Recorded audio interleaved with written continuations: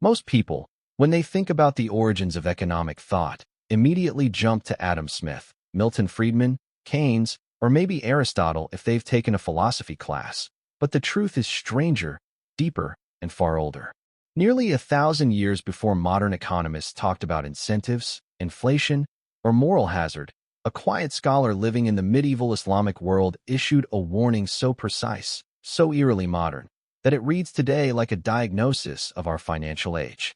He claimed that whenever money loses its connection to morality, societies don't just weaken. They hollow out from within, rotting silently until an eventual collapse becomes unavoidable. And judging by the world we live in today, from speculative bubbles to institutional distrust, he may have understood us far better than we understand ourselves. Welcome to The Financial Historian, where money, power, and history collide, and where the past refuses to stay silent. To understand Al-Ghazali, the man who linked money to morality long before economics became a science, you need to imagine a world both familiar and foreign. The year is around 1100 CE. Europe is fragmented, recovering slowly from centuries of poverty and chaos, but the Islamic world is thriving, a vast network stretching from Spain to Persia, a civilization illuminated by scholarship, trade, and innovation. Cities like Baghdad, Cairo, and Damascus aren't just wealthy. They are global hubs of knowledge, banking, philosophy, and commerce. Caravans hauling silk, spices, metals, and manuscripts move like veins across the empire, carrying not just goods but ideas. Markets are bustling, scholars are debating, rulers are expanding, and wealth is rising faster than most people can comprehend. In this rapidly shifting world emerges Abu Hamid al-Ghazali, a polymath, jurist, philosopher, theologian, and social critic. A man capable of talking about the human soul and market behavior with the same razor-sharp clarity. Born in 1058 in Persia, he rose quickly through academic ranks, teaching at one of the most prestigious institutions in the world, yet he was never content to simply repeat what others believed. He saw something unsettling beneath the glittering prosperity of his era, a civilization becoming richer but not wiser, more powerful yet more fragile, more obsessed with wealth yet less rooted in meaning. It's not hard to see the modern parallel. As trade expanded, fortunes grew, and elites pursued luxury, Al-Ghazali began asking a question almost no one dared to confront. What happens when a society becomes rich faster than it becomes ethical? And to answer it, he turned his attention to the thing silently controlling everything: money. In Western economic history, people often treat money as a neutral tool, a rational invention, or a mathematical abstraction.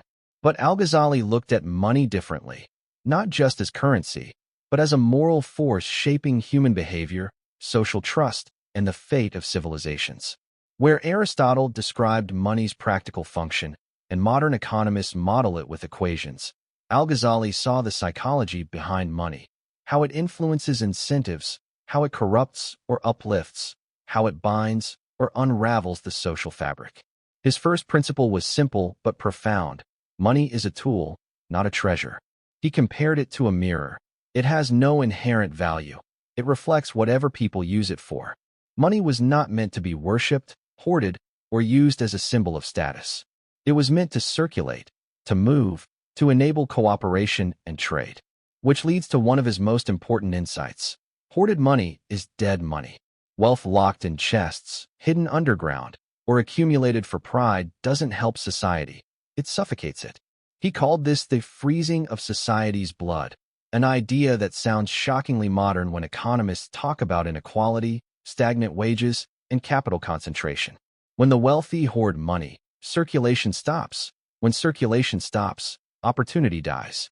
Goods don't move, jobs don't grow, and people suffer not because resources are insufficient, but because trust and cooperation break down. And this is where Al-Ghazali becomes radically relevant. He warned that speculation, making money from manipulation, artificial scarcity, or market distortion, destroys the foundation of trust. He attacked merchants who raised prices during crises, who concealed defects, who misled customers, who used false weights or insider information. Profit without contribution, he argued, is corruption, and corruption spreads. It infects institutions, markets, and eventually entire civilizations. Sound familiar? Housing bubbles, predatory lending, market manipulation, crisis profiteering. The same dynamics he condemned in the 11th century still shape our headlines today. Yet Al-Ghazali was not anti-business or anti-profit. He believed marketplaces were essential, industry noble, and entrepreneurship honorable. His enemy was not wealth. His enemy was dishonesty. Markets function only when people trust one another. Once trust collapses, the economy collapses with it. Modern economists call this transaction cost, information asymmetry, and moral hazard. Al-Ghazali understood them centuries before they were formalized. He also emphasized something today's world often forgets: the dignity of labor. Wealth earned through effort strengthens character. Wealth earned through exploitation corrupts it. A society becomes strong when people contribute. It becomes weak when people extract. But Al-Ghazali didn't stop at individuals. He directed some of his sharpest critiques at rulers, especially those who manipulated currency to solve political problems. Medieval rulers often diluted gold and silver coins to stretch their budgets, effectively taxing people through hidden inflation. Al-Ghazali condemned this outright. To him, debasing currency was theft, a betrayal of public trust, a silent attack on the poor, and the first step toward economic disintegration. A dishonest currency creates a dishonest society. And he predicted, with stunning accuracy, that if governments weakened their currency enough, people would eventually abandon it for stronger foreign alternatives. Exactly what later happened in places like Weimar Germany, Zimbabwe, Argentina, and multiple modern economies facing hyperinflation. But perhaps his deepest insight wasn't about markets, labor, or currency. It was about human nature. People hoard out of fear. They speculate out of greed.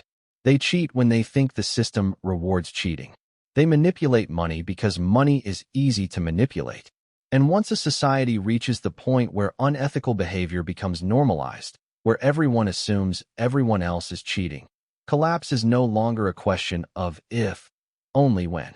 You cannot fix an economy, he argued, unless you fix the incentives that shape human behavior.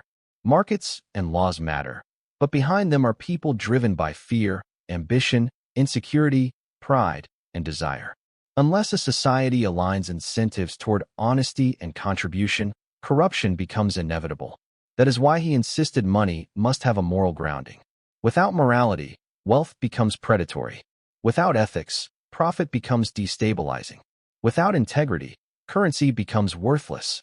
Civilizations rise when money is tied to responsibility. They fall when money becomes detached from meaning. And now, 1,000 years later, his warnings read like they were written for us.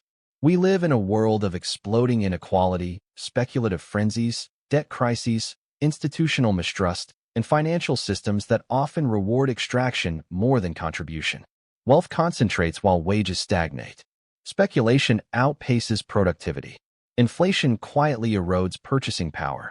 Bubbles inflate and burst in predictable cycles. Trust in institutions declines year after year. In every one of these patterns, you can hear Al-Ghazali's voice. Where justice is lost, prosperity cannot remain. Economies don't collapse because numbers fail. They collapse because trust fails. Trust in money, trust in institutions, trust in fairness, trust in one another. Al-Ghazali understood something modern economists rarely admit. Money is not just an economic object. It is a moral ecosystem. And when the moral ecosystem decays, financial collapse is merely the symptom. His ideas endure because they explain not just how markets work, but why they break, and what must be protected to keep them from breaking again. In a world defined by financial anxiety, speculative excess, and institutional fragility, his central warning becomes a survival principle. If money loses its morality, the society built on it will eventually crack. History doesn't repeat, but if you ignore it, it destroys you anyway. And if this gave you a new way of seeing the modern world through the lens of a forgotten thinker, hit subscribe, because history has the answers, and I'll show you where to find them.